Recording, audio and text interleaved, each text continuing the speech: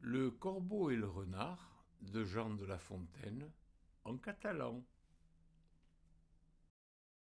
La guia i l'ogorb.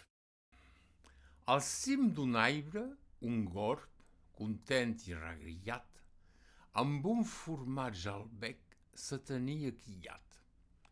Engormandida per la flaire, una guia s'apropa, lo sent, lo nas en l'aire. Bon dia, senyor Gorb! Mare de Déu del cel, me que és guapa vostè, que és bel! Sense mentida, si el seu plomatge es conforma amb el seu ramatge, dels boscos de per aquí cap no lo pot valguer.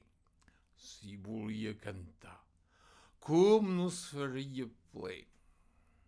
Quan sou això, d'orgull, l'aucell negre s'abuta i per mostrar sa bela veu obre la seva boca tota que el formatge se l'encau arreu.